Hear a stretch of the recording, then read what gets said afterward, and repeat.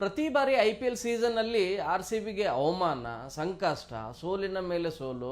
ಅಭಿಮಾನಿಗಳು ಮಾತ್ರ ಯಾವತ್ತೂ ಕೂಡ ಆರ್ ಸಿ ಬಿ ಟೀಮನ್ನು ಬಿಟ್ಕೊಡುವಂಥ ಕೆಲಸನೇ ಮಾಡಿಲ್ಲ. 1 ವರ್ಷ ಅಲ್ಲ, 2 ವರ್ಷ ಅಲ್ಲ, ಬರೋಬ್ಬರಿ 18 ವರ್ಷದಿಂದನೂ ಕೂಡ ಆ ಲಾಯಲ್ಟಿಯನ್ನು ಮುಂದುವರ್ಸ್ಕೊಂಡು ಬಂದಿದ್ದಾರೆ. ಈಗಲೂ ಕೂಡ ಅದನ್ನೇ ನಂಬಿದ್ದಾರೆ. ಆ ಆತ್ಮವಿಶ್ವಾಸ, ಆ ನಂಬಿಕೆ ಇದೆ.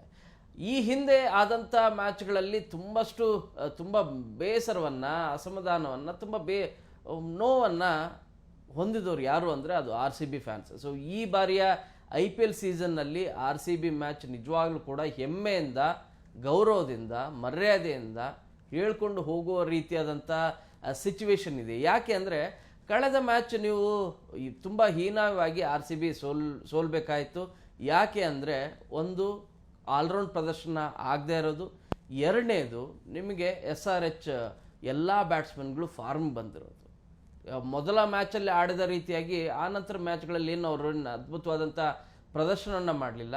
ಸೊ ಬೆಂಗಳೂರು ವಿರುದ್ಧ ಅದ್ಭುತವಾದಂಥ ಪ್ರದರ್ಶನವನ್ನು ಮಾಡಿದರು. ಆ ಕಾರಣಕ್ಕಾಗಿ ಗೆಲ್ಲಬೇಕಾಗಿತ್ತು.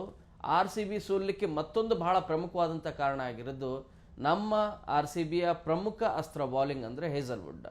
ಸೊ ಹೇಸಲ್ವುಡ್ ಇಲ್ಲದೇ ಇರೋ ಕಾರಣಕ್ಕಾಗಿ ಅದರ ಅನುಪಸ್ಥಿತಿ ಎದ್ದು ಕಾಣ್ತಾ ಇತ್ತು, ಆ ಗೈರು. ಸೊ ಇವತ್ತಿನ ಮ್ಯಾಚಲ್ಲಿ ಲಕ್ನೋ ವಿರುದ್ಧ ಮತ್ತೊಂದು ಮ್ಯಾಚ್ ಆಗ್ತಾ ಇದೆ, ಆರ್ ಸಿ ಬಿ ಆಡ್ತಾ ಇರೋದು. ಇವತ್ತಿನ ಮ್ಯಾಚಲ್ಲಿ ಹೇಸಲ್ವುಡ್ ಕಂಬ್ಯಾಕ್ ಮಾಡ್ತಾ ಇದ್ದಾರೆ, ಅವರು ವಾಪಸ್ ಬರ್ತಾ ಇದ್ದಾರೆ. ಸೊ ಇದು ಆರ್ ಸಿ ಬಿಗೆ ನಿಜವಾಗ್ಲೂ ಕೂಡ ದೊಡ್ಡ ಗುಡ್ ಸೈನ್ ಇದು.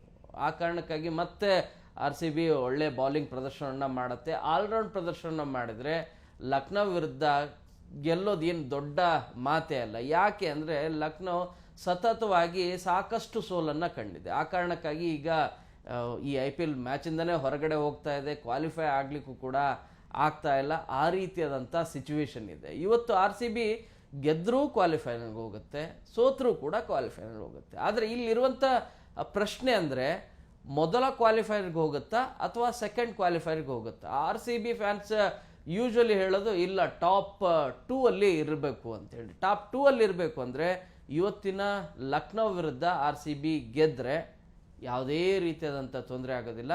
ಸೊ ಮ್ಯಾಚ್ ಈಸಿಯಾಗಿ ಕ್ವಾಲಿಫೈರ್ 1ನಲ್ಲಿ ಪಂಜಾಬ್ ವಿರುದ್ಧ ಆರ್ ಸಿ ಬಿ ಆಡಬೇಕಾಗತ್ತೆ. ಒಂದು ವೇಳೆ ಸೋಲ್ತು ಅಂತ ಅಂದ್ಕೊಳ್ಳಿ, ಹಾಗೇನಾದರೂ ಆದರೆ ಕ್ವಾಲಿಫೈರ್ 2 ಅಲ್ಲಿ ನೀವು ಮುಂಬೈ ಇಂಡಿಯನ್ಸನ್ನು ಎದುರಿಸ್ಬೇಕಾಗತ್ತೆ.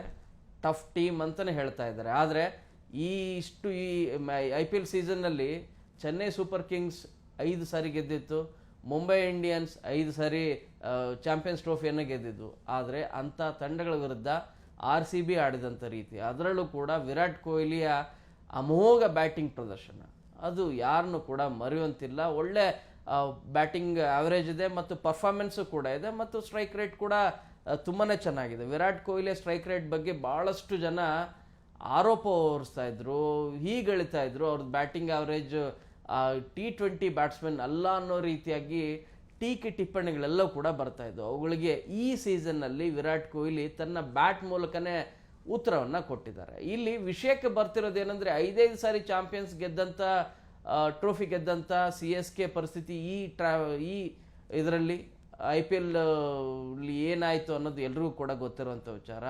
ಬಟ್ ಮುಂಬೈ ಇಂಡಿಯನ್ಸ್ ತುಂಬಾ ಅದ್ಭುತವಾಗಿ ಕಂಬ್ಯಾಕ್ ಮಾಡಿದೆ. ಆರಂಭದಲ್ಲಿ ಸಾಕಷ್ಟು ಸೋಲ್ಗಳನ್ನು ಕಾಣ್ತು, ಆ ನಂತರ ಅದು ಪುಟಿದೇಳಿ ಈಗ ವಾಪಸ್ ಬರ್ತಾ ಇದೆ. ಕ್ವಾರ್ಟರ್ ಫೈನಲ್ ಬರ್ತದೇ ಇಲ್ಲ ಅಂತಲೇ ಡೌಟ್ ಇತ್ತು, ಆ ಸಿಚುವೇಶನ್ ಇತ್ತು. ಲಾಸ್ಟ್ ಮ್ಯಾಚಲ್ಲಿ ಅದ್ಭುತವಾದಂಥ ಪ್ರದರ್ಶನ ಮಾಡಿ ಕ್ವಾರ್ಟರ್ ಫೈನಲ್ 2 ಅಲ್ಲಿ ಸ್ಥಾನವನ್ನು ಗಿಟ್ಟಿಸ್ಕೊಳ್ಳಿಕ್ಕೆ ಈಗಾಗಲೇ ಅದು ಸಕ್ಸಸ್ ಆಗಿದೆ. ಸೊ ಇವತ್ತಿನ ಮ್ಯಾಚಲ್ಲಿ ಒಂದು ವೇಳೆ ಏನಾದರೂ ಮಳೆ ಬಂದುಬಿಟ್ರೆ ಏನಾಗುತ್ತೆ, ಈ ಪ್ರಶ್ನೆನೂ ಕೂಡ ಕಾಡ್ತಾ ಇದೆ. ಈ ಪ್ರಶ್ನೆಗೂ ಕೂಡ ಕಾಡ್ತಾ ಇದ್ದರೆ ಯಾವುದೇ ರೀತಿಯಾದಂಥ ತೊಂದರೆ ಏನಿಲ್ಲ.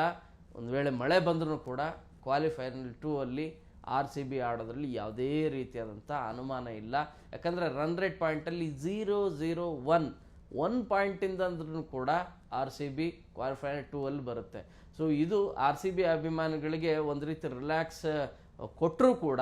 ಬಟ್ ಇವತ್ತಿನ ಮ್ಯಾಚಲ್ಲಿ, ಯಾಕಂದರೆ ಲಾಸ್ಟ್ ಮ್ಯಾಚಲ್ಲಿ ತುಂಬ ಹೀನಾಯವಾಗಿ ಸೋತಿದ್ದೀವಿ, ಆಲ್ರೌಂಡ್ ಪ್ರದರ್ಶನ ಆಗದೇ ಇರೋ ಕಾರಣಕ್ಕಾಗಿ ನಾವು ಸೋಲ್ಬೇಕಾದಂಥ ಪರಿಸ್ಥಿತಿ ಬಂತು. ಬಟ್ ಇವತ್ತಿನ ಮ್ಯಾಚಲ್ಲಿ ಲಕ್ನೋ ವಿರುದ್ಧ, ಅದರಲ್ಲೂ ಕೂಡ ಲಕ್ನೋ ವಿರುದ್ಧ ಯಾಕೆ ಆರ್ ಸಿ ಬಿ ಗೆಲ್ಲುವಂಥ ಚಾನ್ಸಸ್ ಹೆಚ್ಚಿದೆ ಅಂತ ಅನ್ನೋದಾದರೆ, ಕನ್ಸಿಸ್ಟೆನ್ಸ್ ಆಗಿ ಗೆಲ್ಲುವಂಥ ತಂಡ ಆಗೇ ಇಲ್ಲ. ಈಗಿನ ನೀವು IPL ಸೀಸನ್ ಆರಂಭದಿಂದಲೂ ಕೂಡ ನೋಡಿ, ರಿಷಬ್ ಪಂತ್ ಬ್ಯಾಟಿಂಗ್ ಅಂತೂ ಏನಂದ್ರೆ ಏನೂ ಇಲ್ಲ. ನಿಜವಾಗ್ಲೂ ಕೂಡ ಯಾಕೆ ನಾನು ಇಷ್ಟು ಕೋಟಿ ತಗೊಂಡೆ ಅಂತಲೂ ಕೂಡ ಬಹುಶಃ ಅವರು ಓನರ್ಗೆ ಅಂದ್ಕೊಂಡಿರ್ಬೋದೇನೋ. ಯಾಕೆ ಅಂತಂದರೆ ಈ ಹಿಂದೆ KL ರಾಹುಲ್ ಇದ್ದರು ಕ್ಯಾಪ್ಟನ್ ಆಗಿ, ಅವರನ್ನು ನಡೆದುಕೊಂಡ ರೀತಿ, ಅದರಲ್ಲೂ ಕೂಡ ಗ್ರೌಂಡಲ್ಲೇ ಅವರನ್ನು ನಡೆದುಕೊಂಡ ರೀತಿ ಬಗ್ಗೆ ಭಾಳಷ್ಟು ಅಸಮಾಧಾನ ಇದೆ. ಕನ್ನಡಿಗರಂತೂ ಅದನ್ನು ಯಾವತ್ತೂ ಕೂಡ ಮರೆಯೋಕ್ಕಾಗೋದಿಲ್ಲ.